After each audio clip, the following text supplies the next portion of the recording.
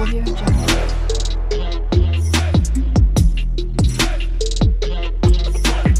Audio Jungle. Hi hello అండి welcome back to my channel. నా పేరు నిరోష. అందరూ ఎలా ఉన్నారు? నేనైతే చాలా బాగున్నాను. మీరు కూడా చాలా చాలా బాగున్నారండి.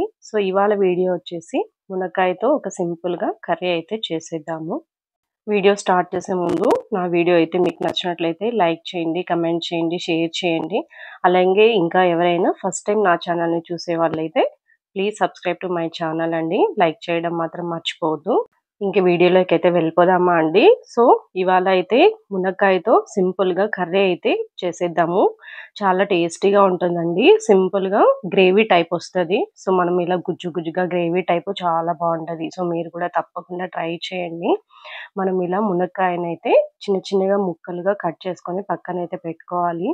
ఇలా మనకి మునక్కాయలు బాగా ఫ్రెష్‌గా ఉండాలి అనుకుంటే ఇలా పొడవుగా ఉన్న మునక్కాయల్ని ఫ్రిడ్జ్‌లో పెట్టకుండా ఇలా హాఫ్‌గా కట్ చేసుకొని జిప్‌లాక్ కవర్‌లో కానీ లేదా చిన్న చిన్న ముక్కలుగా ఆల్రెడీ కట్ చేసుకొని ఏదైనా బాక్స్‌లో పెట్టుకుంటే మనకి మునక్కాయలనేది చాలా ఫ్రెష్‌గా అయితే ఉంటాయండి. నేనైతే ఇలా పొడవుగా ఉన్నప్పుడే ఫ్రిడ్జ్‌లో పెట్టకుండా ఇలా హాఫ్‌గా కట్ చేసుకొని ఫ్రిడ్జ్‌లో అయితే పెట్టేసుకున్నాను. సో ఇప్పుడైతే మనము కర్రీ చేసే ముందు ఈ విధంగా చిన్న చిన్న ముక్కలుగా కట్ చేసుకొని మనం మునక్కాడల్ని ముందుగా అయితే ఉడికించుకోవాలి. సో ఇప్పుడైతే మనము మునక్కాయలని ఇలా ఉడికించుకుందామండి. వాటర్‌లో వేసుకొని ఇలా ముందుగా స్టవ్ వెలిగించుకొని వాటర్ వేసుకొని కొద్దిగా సాల్ట్ అయితే యాడ్ చేసుకోవాలి.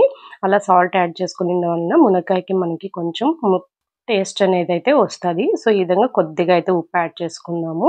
సో ఇలా ఒక 5 మినిట్స్ ఉడికించుకుంటే సరిపోతుందండి. చాలా అవసరం లేదు. మనం మళ్ళీ కుక్కర్లో విజిల్ పెట్టుకుంటాం కాబట్టి. సో ముందుగా అయితే మనకి మునక్కాయ కర్రీ కావాల్సింది ఒక 2 మీడియం సైజు ఉల్లిపాయ, అలాగే కొద్దిగా కరివేపాకు, అలాగే కొద్దిగా కొత్తిమీర అండి.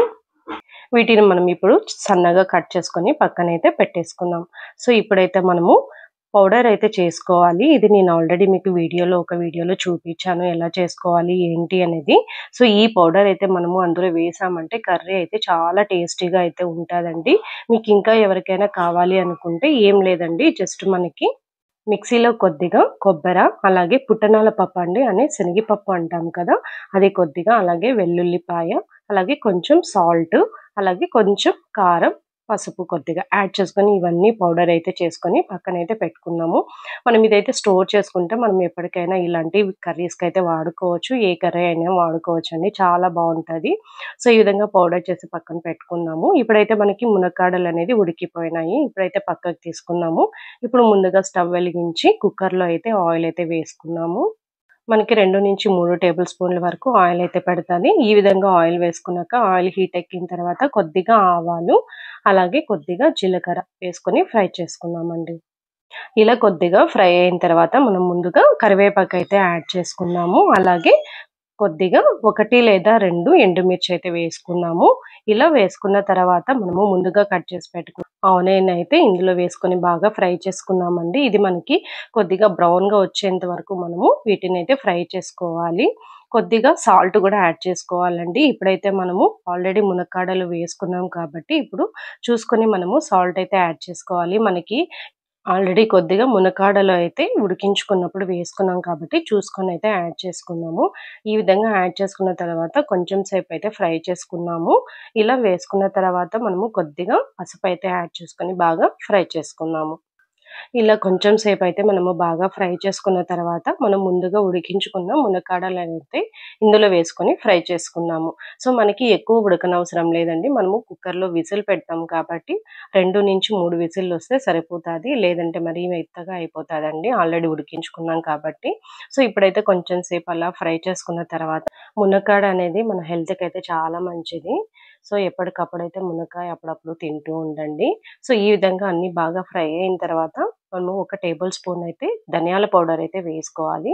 అలాగే కొద్దిగా కారం అండి, మనము చూసుకొని కారం వేసుకోండి. మీకు ఎక్కువ స్పైసీ కావాలి అనుకుంటే యాడ్ చేసుకోండి. నేనైతే ఇక్కడ ఒక హాఫ్ టేబుల్ స్పూన్ వరకు అయితే కారం అయితే యాడ్ చేశాను. సో ఈ విధంగా యాడ్ చేసుకున్న తర్వాత బాగా ఫ్రై చేసుకొని కొంచెం సేపు అయితే కలుపుకున్న తర్వాత మనము కొద్దిగా వాటర్ అనేది యాడ్ చేసుకుందాము. ఎందుకంటే మనకి అడుగంటిపోతుంది కదా.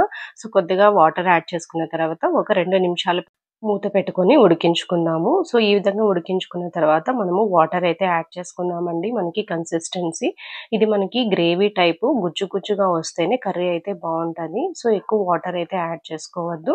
సో, ఈ విధంగా కొద్దిగా వాటర్ అయితే యాడ్ చేసుకొని బాగా కలుపుకోవాలి. సో, ఈ విధంగా కలుపుకున్న తర్వాత మనము చెప్పాను కదండీ! ముందుగా మనము పౌడర్ చేసి పెట్టుకున్నాం కదా! అదైతే 2-3 టేబుల్ స్పూన్ల వరకు పౌడర్ అనేది యాడ్ చేసుకొని కొంచెం సేపు కలుపుకొని మనము కుక్కర్ అయితే పెట్టేసుకుందాము. సో, ఈ విధంగా అయితే కర్రీ ట్రై చేయండి. చాలా బావుంటుందండి. టేస్ట్ అయితే అదిరిపోతది. మళ్ళీ మళ్ళీ చేసుకొని తినాలి అనిపించే విధంగా అయితే ఉంటది. సో, ఫైనల్‌గా అయితే మనము కొద్దిగా అలా పైన వేసేసుకొని మనము ఇప్పుడైతే ఉప్పు, కారం అన్నీ చూసేసుకుందామండి. ఏమైనా ఎక్కువ, తక్కువ ఉంటే మనం ఇప్పుడైతే యాడ్ చేసుకోవచ్చు. సో, ఇప్పుడైతే నాకు అన్నీ సరిపోయాయి. ఈ విధంగా మూత పెట్టేసుకొని 2 విజిల్లయితే పెట్టేసుకున్నాము. ఇదండి ఇవాల్టి వీడియోలో మునక్కాయ గ్రేవీ. సో, చాలా బావుంటుంది. సో, వీడియో నచ్చిందా మీకు? నచ్చితే లైక్ చేయండి, కామెంట్ చేయండి, షేర్ చేయండి.